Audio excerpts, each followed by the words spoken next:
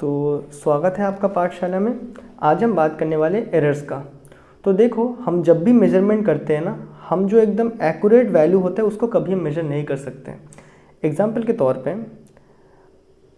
तुम कोई भी चीज़ें मेजर करो। देखो, मैंने तुमसे पूछा कि भाई मेरा घर से तुम्हारा घर कितना डिस्टेंस में है, तुम बोलोगे लगभग 2 किलोमीटर। मैंने बोला एग्जैक्टली बताओ, तुम बोलोगे 22.4 किलोमीटर। बोला इससे भी ज़्यादा एक्यूरेट बताओ, तुम बोलोगे 22.42 किलोमीटर। मैंने पूछा इससे भी ज़्यादा एक्यूरेट बताओ, फिर तुम 22.423 किलोमीटर बताओगे। यहाँ तक बातें क्लियर है?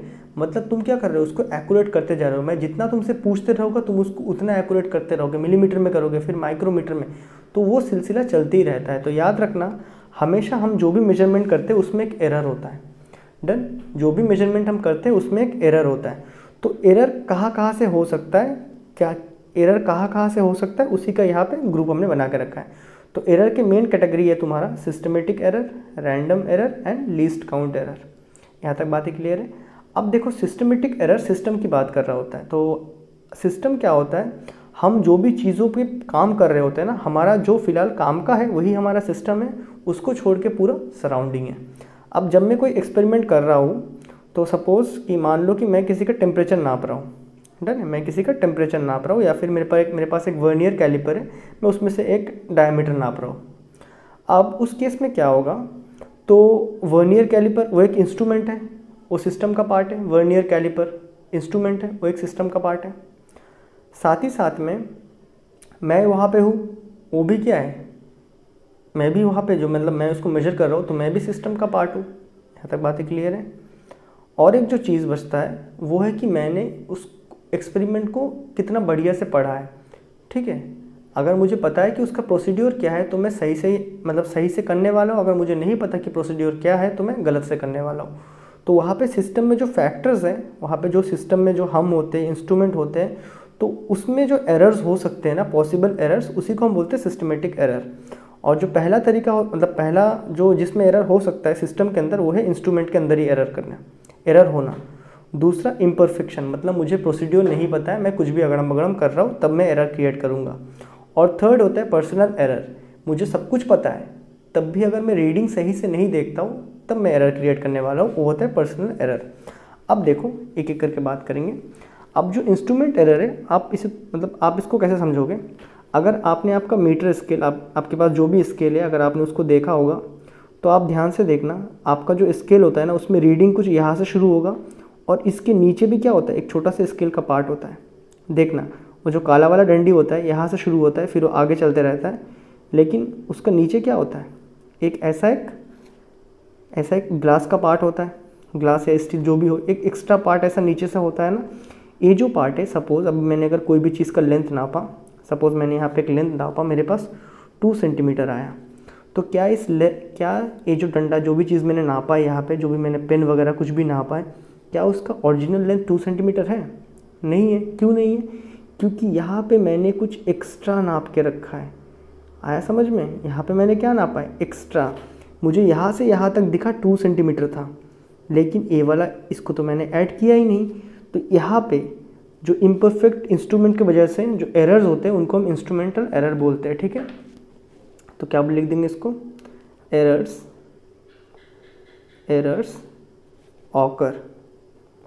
occur due to imperfect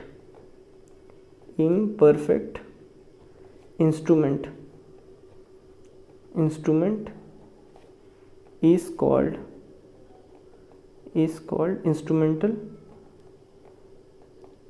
called instrumental error। अब इंस्ट्रूमेंटल एरर में एक बहुत ही फेमस एरर है, उसे बोलते हैं हम zero error.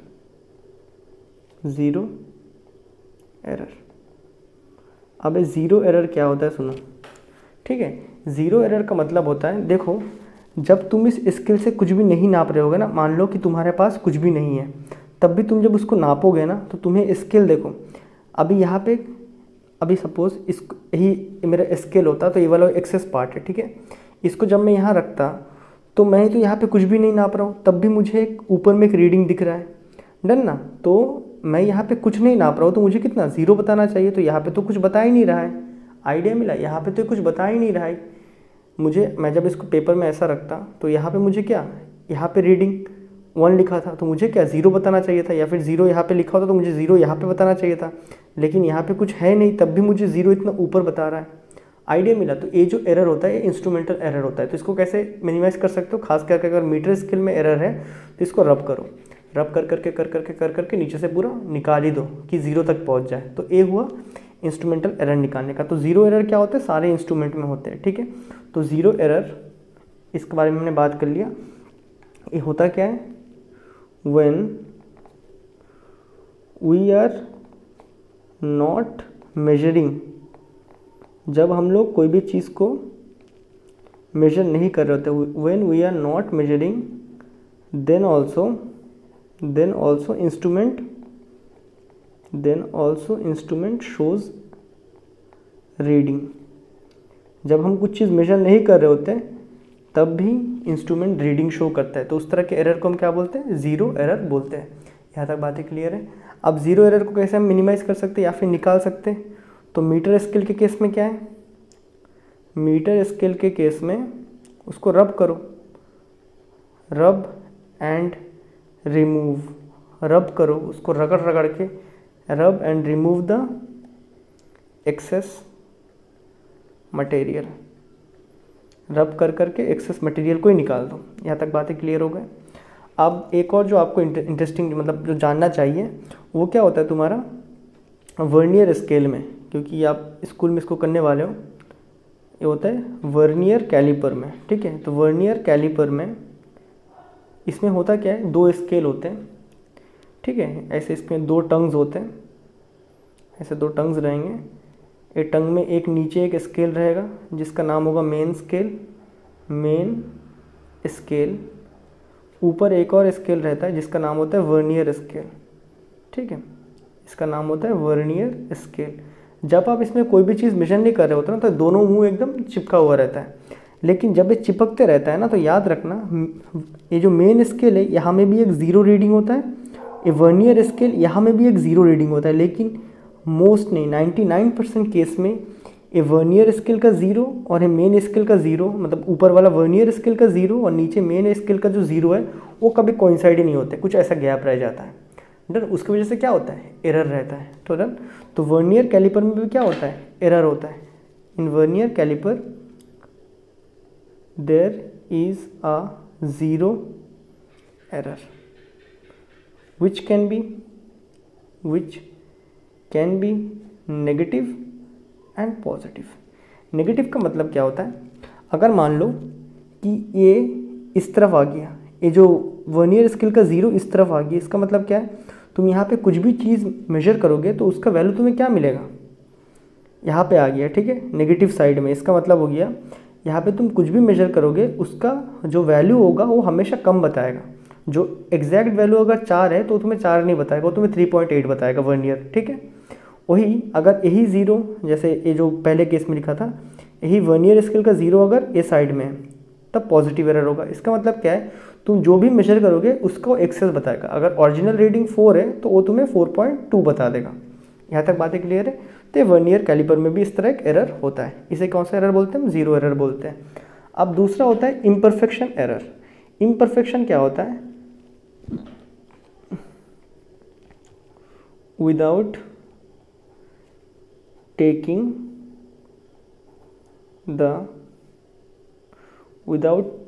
the proper precaution and procedure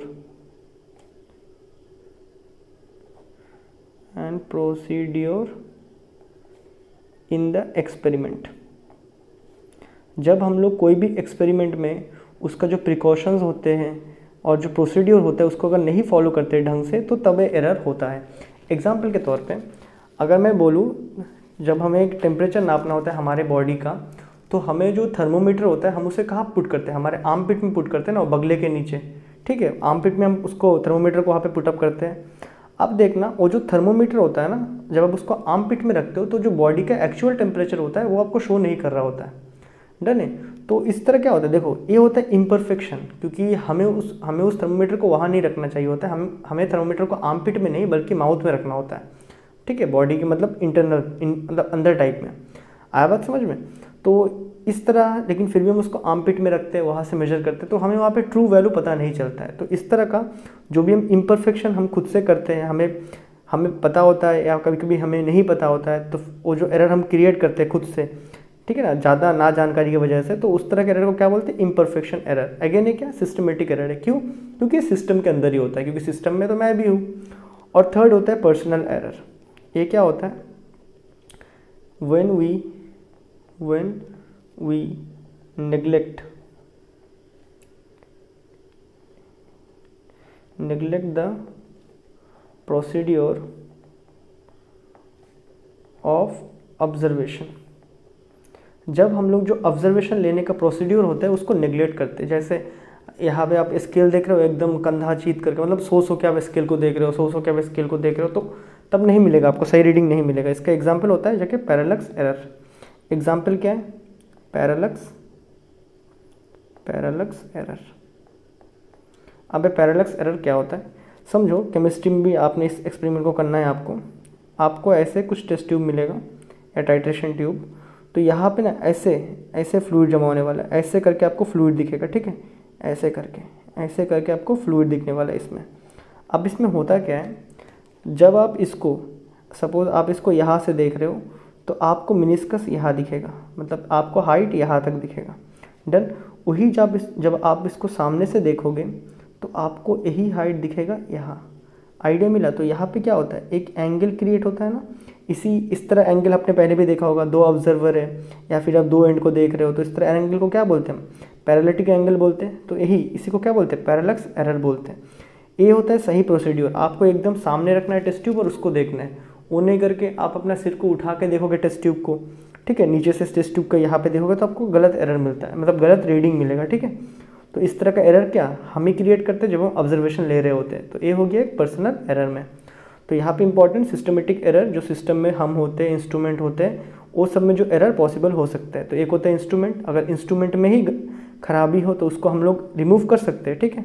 तो इंस्ट्रूमेंटल एरर तुम्हारा पॉजिटिव भी हो सकता है, नेगेटिव भी हो सकता है। अच्छा, इस केस में जो हम लोगों ने मीटर स्केल लिया था, इस केस में एरर क्या था, पॉजिटिव कि नेगेटिव, वेरी इंपॉर्टेंट क्वेश्चन। अभी देखो, असल में मैं इसमें जब भी मैं इस एक्सेस पार्ट के साथ जब भी मैं इसको मेजर कर रहा था, इसका जो ओरिजिनल लेंथ है ना, वो मुझे कम बता रहा था कि ज़्यादा बता रहा था, बताओ। अब मैंने इसको 2 सेंटीमीटर इस पूरे को नापा, डन है, पूरे को मैंने नापा 2 सेंटीमीटर। क्या असल में इसका 2 सेंटीमीटर था कि इससे ज़्यादा था? इससे ज़्यादा था। दैट इज़ ए वाला पार्ट का तो मैंने नापा ही नहीं था ना। ए वाला पार्ट में जो कैलिब्रेशन है 1 मिलीमीटर की क्या है नहीं पता था, मतलब है हमेशा मुझे कम रीडिंग दिखाया। आइडिया मिला ना? ये जो मैंने लेंथ को नापा था इसके रिस्पेक्ट में, ये हमेशा मुझे कम रीडिंग बताया था। क्यों? क्योंकि वो तो यहाँ से यहाँ तक नाप के बताया 2 सेंटीमीटर, लेकिन मुझे तो पता है यहाँ से यहाँ तो कैलिब्रेशन था ही नहीं, कुछ लिखा ही नहीं था। तो इस केस में कौन सा एरर था तुम्हारा? पॉजिटिव एरर था, डन है। कि हमेशा ये क्या बताता है, मतलब इसमें तुम्हारा मतलब नहीं, इसमें एरर को तुम बोलोगे नेगेटिव एरर। क्यों? ये तुम्हें हमेशा कम वैल्यू बताता है। ये तुम्हें हमेशा कौन सा वैल्यू बताता है? कम वैल्यू बताता है, जो इसका एग्जैक्ट वैल्यू होता है उससे कम बताता है। तो इस केस में आपका मीटर स्केल में कौन सा एरर था? आपका नेगेटिव एरर था, डन। कि आपको कम वैल्यू बताता है, जो उसका एग्जैक्ट वैल्यू था उससे आपको कम बता रहा था, तो ये नेगेटिव एरर था। यहाँ तक बातें क्लियर है? तो इंस्ट्रूमेंटल एरर, इम्परफेक्शन एरर जो हम लोग प्रोसीड्यूर करते हैं उसमें गलती करते हैं। पर्सनल एरर ऑब्जर्वेशन लेने के टाइम पे करते हैं, सो के देखते हैं, लेट के देखते हैं, तो ये सब हम करते हैं। अब देखो, ये सारे एरर्स को मिनिमाइज कर सकते हैं, डन, क्योंकि ये हम ही करते हैं तो इसको मिनिमाइज भी कर सकते हैं, ठीक है। तो systematic error, these errors can be minimized। इस एरर को हम मिनिमाइज कर सकते हैं, ठीक है, इन एरर को हम कम कर सकते हैं। यहाँ तक बातें क्लियर है? तो यहाँ पे लिख लेंगे, नहीं तो फिर से एक बार, all systematic errors can be minimized। इनको हम मिनिमाइज कर सकते हैं, डन। तो इस सिस्टमेटिक एरर को हम मिनिमाइज कर सकते हैं। अब बात आता है रैंडम एरर का। तो रैंडम एरर के लिए आप समझो, पहले आप समझो, मैंने एक सेटअप बनाया एक्सीलरेशन ड्यू टू ग्रेविटी निकालने के लिए। मान लो कि पेंडुलम मैंने बनाया, यहाँ पे एक पेंडुलम लटकाया, इसको मैंने डिस्प्लेस किया, फिर छोड़ा, मैंने कुछ सेटअप बनाया, ठीक है। इसमें से मैंने एक बार एक्सीलरेशन ड्यू टू ग्रेविटी मैंने एक सेटअप बनाया, उसमें से मैंने acceleration due to gravity calculate किया, लगभग कुछ 9.82 मीटर पर सेकेंड स्क्वायर आया। सेम सेटअप है, मैंने फिर से रीडिंग लिया, फिर से मैंने वैल्यू निकाला, मेरे पास कुछ 83 मीटर पर सेकेंड स्क्वायर आ गया। फिर से मैंने निकाला जी, तब मेरे पास कुछ 87 मीटर पर सेकेंड स्क्वायर आ गया। फिर से मैंने जी निकाला, यही सेम सेटअप, सब कुछ सेम है, 85 मीटर पर सेकेंड स्क्वायर आ गया। फिर से मैंने निकाला तो मुझे दिखा 83 मीटर पर सेकेंड स्क्वायर कुछ आ चुका है। तो देखो सेटअप सेम है, इंसान भी सेम है, प्रोसीड्यूर भी सेम फॉलो कर रहा हूँ, ऑब्जर्वेशन भी सेम तरीके से ले रहा हूँ, मतलब सिस्टमेटिक एरर कर ही नहीं रहा हूँ मैं, तब भी ये वैल्यू हर बार ऑब्जर्वेशन की वजह से अलग अलग क्यों आ रहा है, नहीं पता हमें क्यों आ रहा है, नहीं पता। तो इसी को बोलते हैं रैंडम एरर्स। तो ड्यू टू सम अनसर्टेन, हमें नहीं पता है, uncertain, due to some uncertain physical quantity changes, हमें नहीं पता है क्यों चेंज हो रहा है, लेकिन हो तो रहा है, अलग अलग वैल्यूज हर बार आ रहा है। Due to some uncertain physical quantity changes there is a error and that error is called as random error. कहाँ से आ रहा है, रैंडमली अचानक आ रहा है, कहाँ से आ रहा है हमें नहीं पता, ठीक है। तो this error is called as random error.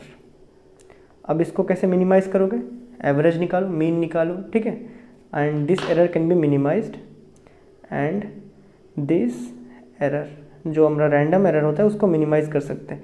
This error can be minimise, कैसे मिनिमाइज, बाय टेकिंग एवरेज, अगर हम एवरेज ले लेंगे तो मतलब sum of all the observation plus the number of observation, average जो आप निकालते हो, आपका एक्सपेरिमेंट में इसको एज्यूम मीन मेथड से करने वाले हैं वैसे लैब में, तो एनी हाउ मीन निकालने का बहुत सारे तरीके हैं। तो अगर आप इसका मीन या फिर एवरेज निकाल लोगे तो आपके पास एक एग्जैक्ट वैल्यू आएगा, उसको हम मान लेंगे कि वही वैल्यू है, ठीक है। अब लास्ट बचता है जगह लीस्ट काउंट एरर। अब देखो लीस्ट काउंट हमने पढ़ा था, अब लीस्ट काउंट हमने कब पढ़ा था कि एक इंस्ट्रूमेंट कितना लोएस्ट वैल्यू तक मेजर कर सकता है। तो हमने मीटर स्केल का लीस्ट काउंट पढ़ा था 1 मिलीमीटर है, फिर हमने वर्नियर कैलिपर का देखा था 0.01 मिलीमीटर था, फिर हमने स्क्रू गेज का देखा था 0.001 मिलीमीटर था। अब देखो लीस्ट काउंट एरर होता क्या है, इस बातों को समझना।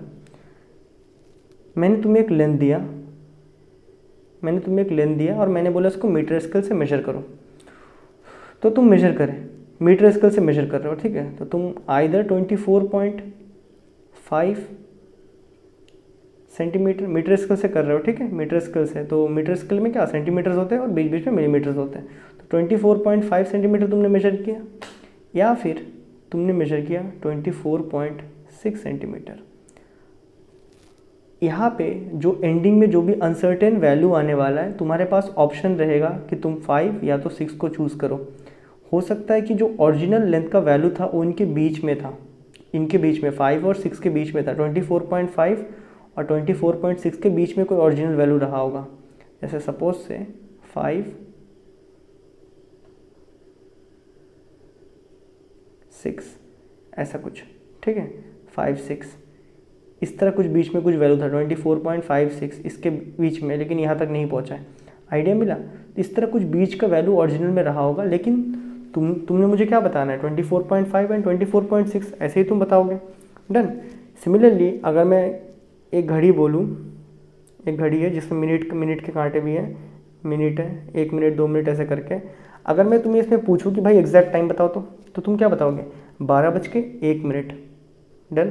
फिर बताओगे 12:02। क्या तुम मुझे बता पाओगे 12:10, 12:15 ऐसा बोल पाओगे? नहीं बोल पाओगे ना। ये अपने घर का जो डायल क्लॉक होता है ना, वो वाला, डिजिटल वाला नहीं है, पुराना वाला जो आता था ना डायल वाला, उसमें, तो उसमें तुम देख के मुझे बता पाओगे 12:01, 12:02? नहीं बता पाओगे। तो मुझे क्या बताओगे 12:01, 12:02? तो याद रखना, कोई भी इंस्ट्रूमेंट, घड़ी से क्या करते हैं हम, टाइम को नापते हैं, जैसे इंस्ट्रूमेंट, कोई भी इंस्ट्रूमेंट में जो उसका लीस्ट काउंट होता है, जो सबसे जो लोएस्ट वैल्यू वो फाइंड कर सकता है, वही होता है उसका लीस्ट काउंट एरर। आया समझ में? जो सबसे जो छोटा सा वैल्यू वो खुद कैलकुलेट कर सकता है, वही छोटा सा वैल्यू ही उसका एरर होता है, मतलब उतना उसमें एरर होता है।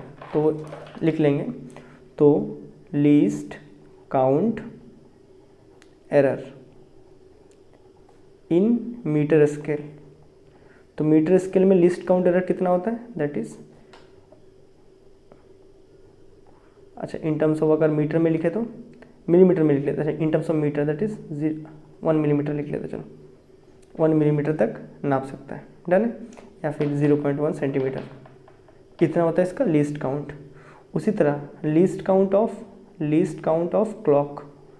क्लॉक कौन सा, ये डायल वाला क्लॉक जो हम दीवार में लगाते थे ना पहले, जिसमें इस तरह यहाँ 12 होता था, फिर यहाँ 1 लिखते थे, यहाँ पे 5 मिनट के डंडे होते थे, डन, ए वाला क्लॉक। अगर ऐसा क्लॉक है तो इसमें लीस्ट काउंट क्या है तुम्हारा, 1 मिनट है, यही उसका एरर रहेगा। मतलब तुम कभी भी रीडिंग लोगे तो वहाँ पे तुम्हारे पास चॉइस क्या आएगा, आइदर तुम 1 मिनट चूज़ करो या 2 मिनट चूज़ करो, आइदर तुम 3 चूज़ करो या 4, आइदर तुम 45 मिनट चूज़ करो या 46 मिनट चूज़ करो। मतलब क्या है, always there is error of 1 minute. तो ये होता है लीस्ट काउंट एरर। तो इसको हम कैसे मिनिमाइज कर सकते हैं, बाई टेकिंग हाई प्रिसाइज। इसको कैसे बाई लीस्ट काउंट एरर को हम कैसे एलिमिनेट कर सकते हैं, by taking high precise instrument, done.